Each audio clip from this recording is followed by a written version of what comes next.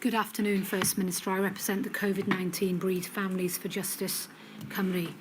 In your witness statement, you state as follows: sadly, too many families have lost loved ones. This cruel virus has stolen lives, and it has left their loved ones with questions which they rightly want answered. First Minister, you are entirely correct. The Welsh bereaved do want answers, but they want to see that you've openly reflected on your handling of the pandemic and learnt some lessons. Now, the Welsh bereaved have pored over every word in the statements that you've given to this inquiry, and indeed they've sat here today and listened very carefully to everything that you have said. They are therefore deeply disappointed that in all of your evidence to this module, including your oral evidence today, you will not accept that there was anything that the Welsh Government, and in particular you, did wrong. Now, you told CTI at the start of your evidence that you were not here to justify and you were not here to defend. But unfortunately, that's exactly what you have done. You've refused to accept that you should have read the signals of risk earlier and acted sooner, instead relying on hindsight. On asymptomatic transmission, you've refused to accept that a precautionary approach should have been taken. You've refused to accept that you should have cancelled mass gatherings. You've refused to give an unconditional acceptance that you failed to plan for the pandemic. You've defended the 2 delays by the Welsh Government on introducing testing in care homes. And you've tried to explain away the Welsh Government's obviously illogical divergence on face coverings. Now, Nicola Sturgeon, Matt Hancock and even Boris Johnson were able to identify some things that they got wrong when they gave evidence to this inquiry. So, First Minister, can you please explain to the Welsh public why you are so reluctant to accept that the Welsh Government, indeed yourself, may have made some mistakes in the handling of this pandemic? Well, first of all, my lady, I'd like to thank members of the Bereaved Families Cymru for the opportunities I've had to meet with them and to pay tribute to them for their being here at the inquiry. I tried to say at the beginning that I wasn't here to justify. I was here to explain. I don't think the test for me is whether I got everything right, because I don't think anybody could possibly pass such a test. What I have tried to do is to explain why I think the actions we took at the time were reasonable in the context of the information that we had at the time. And that is not to say at all that another reasonable person could not have come to a different conclusion. So, Ms. Heaven, I suppose I don't sign up to your propositions. I hope that in the decisions that I made and my colleagues made, we were reasonable in our assessment of that evidence. I don't make a higher claim than that. As I say again, other reasonable people could have come to a different conclusion. That's not the same as saying that we got everything right. I don't claim that at all. Okay, let me move on then to my topic of the fire break. Now, you have been asked a lot about this, so I'm going to just cover some... Sorry if I stole any of your thunder. No, not you. I'm going to go on to new topics. Now, we know that money was eventually made available in Wales, and indeed we know obviously that the fire break did happen. And I'll look at a moment at the money. You've seen the SAGE advice obviously on the 21st of September. You've been taken by CTI to that TAG advice and series of advices, which was tracking the deteriorating picture. So my question is this. Knowing what you did then in September, did you commission anyone in the Welsh Government to consider the financial implications of introducing a fire break and the funding options that might be available to the Welsh Government in September?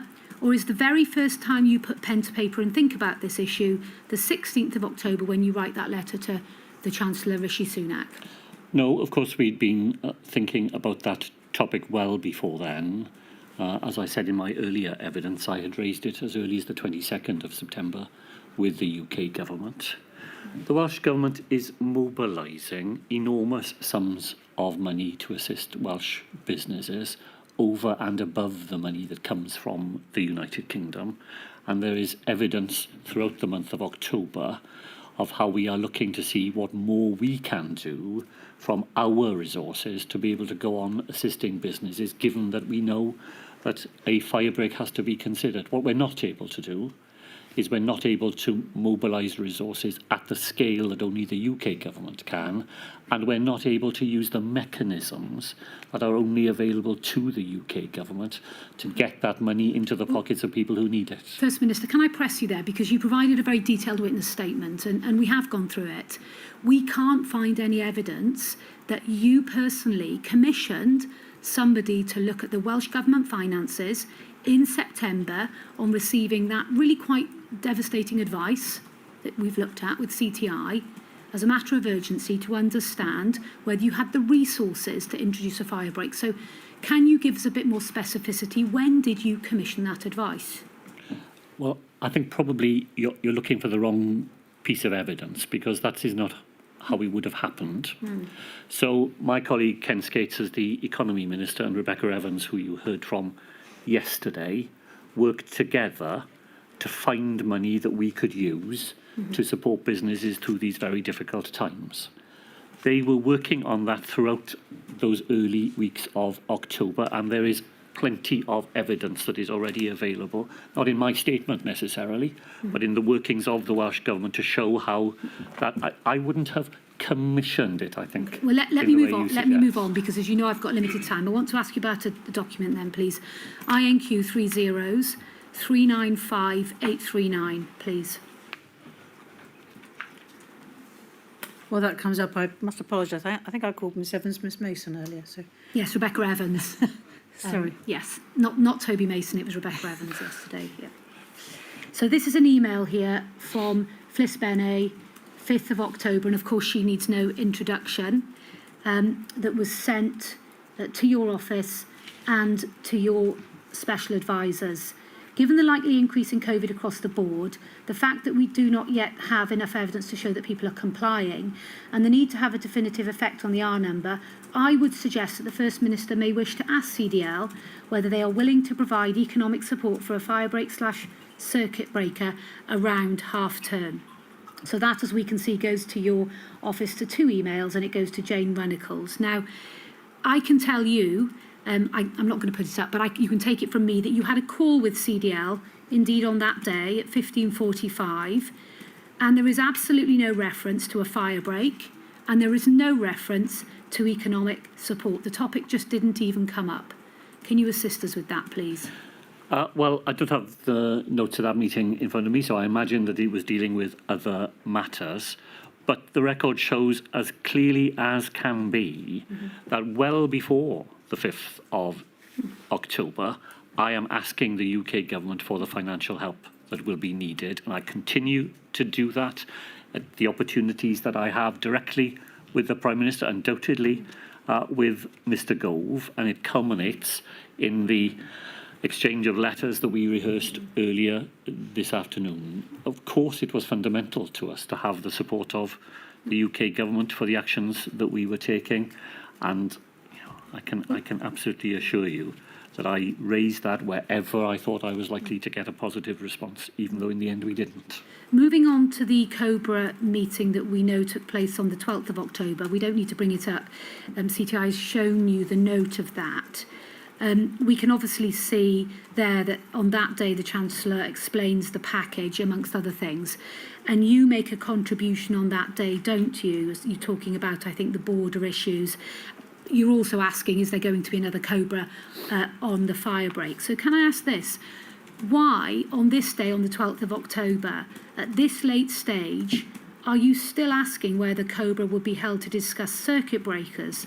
Surely by this stage, the Welsh Government should have met with its own cabinet, it should have conducted all its planning, and it should have taken its plans and demands to COBRA. And is the fact that you didn't do this an example of your poor leadership? I'm sorry, I missed the Is it an example of your poor leadership? The fact that by the 12th of October, here's your opportunity, you've got a COBRA, that you didn't go there prepared with your modelling, with your data, with your plans agreed in Cabinet. You've spoken to the unions, you've got it all lined up, and there you are, you're going to present it to the Chancellor on the 12th. That was your opportunity, and you missed it, didn't you? Well, I think that would be quite badly to misunderstand the context of the Cobra. That would be so far in advance of the facts, and particularly where the UK government was, that it would have been an effort not only wasted, but very likely to be counterproductive. The reason I asked for a special meeting on the circuit breaker advice is the reason I provided earlier, which is that the Prime Minister was so emphatic in that meeting that he wasn't prepared to agree to a fire break, and that he wouldn't be willing to support the Welsh Government in our actions, that I needed to have another run at that argument with him separately from the wider set of issues that were discussed. Had I turned up there, not only to ask for the UK Government's general support for that proposition, but with a detailed plan for doing so, I really don't think we would have had a hearing at all. Final document then, please. Can we look at INQ 30s 227 915?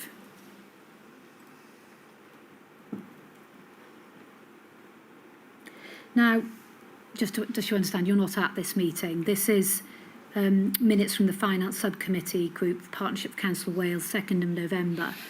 Now, it turns out Wales had its own fundraising capacity and reserves to support a fire break and to support workers. So if we just have a little look down onto the next page, please. If we see point 5, as a result of the fire break, additional funding has been made available to businesses and employers in Wales, and this will be reviewed in light of recent developments in England. The MFT, so that's obviously Rebecca Evans, had announced on the 23rd of October an extra 10 million to help protect workers at risk of falling through the gaps. So, pausing there, First Minister, it's right, isn't it? It's totally disingenuous of you and the government to blame the UK government for the timing of the fire break, because in reality, Wales had the money to support a fire break. The only person responsible for the timing of the fire break in Wales and the fact that it probably came too late is you. So will you now not accept responsibility for this and for the inevitable spread of the virus and the deaths that occurred because of your lack of decisive action? Will you accept that? Well, I absolutely accept that it was my responsibility in the end to decide on the implementation of the fire break. I'm afraid the question very badly misunderstands the level of financial assistance that will be needed in Wales to support not just those groups who were not covered by the UK government's schemes. That's what that £10 million is for. It's for the freelancers fund, for example. Freelancers weren't covered by the furlough scheme that the Chancellor funded. £10 million is a small amount of money to pick up people who weren't covered in the main scheme. I'm afraid I think you've answered your first question. You suggested to me that we weren't doing anything to model the money that will be needed. Here is the practical example of exactly what we were doing. We were using our resources to supplement what only the UK government could do, and my responsibility was to do everything I could to get them to support the public health action that we knew we needed to take in Wales. Just finally, though, what I put to you is that you were being disingenuous in your witness statement to the inquiry, where you were blaming the UK government for the timing of the fire break. That's right, isn't it? You can't blame the UK government. No, it's absolutely wrong. And it completely misunderstands the division of responsibilities between the Welsh Government and the UK Government. We were able to mobilise our resources to fill the gaps in what only they could do. Without their willingness to provide the help that only they were able to do, we were inhibited from taking the action we needed to take in Wales. That's what those letters are about. I failed to persuade them, and I cannot help but notice that as soon as it was necessary for them to take that action, they did find the resources. But my efforts at this point are all directed to asking the UK government, we've got to take this action, please will you help us? And there's no chance at all that the Welsh Government can simply step into that space. We have neither the resources nor the mechanics. We cannot instruct HMRC to make payments to anybody. So it's not disingenuous in any sense at all. It is simply a factual explanation of where the responsibilities and the capabilities for action lay, and the fact that I wasn't able to persuade the UK government to take action that only they could take had an inhibiting effect on our ability to do what we wanted to do in Wales. Thank you, First Minister. Thank you, my lady. Thank you, Ms Evans.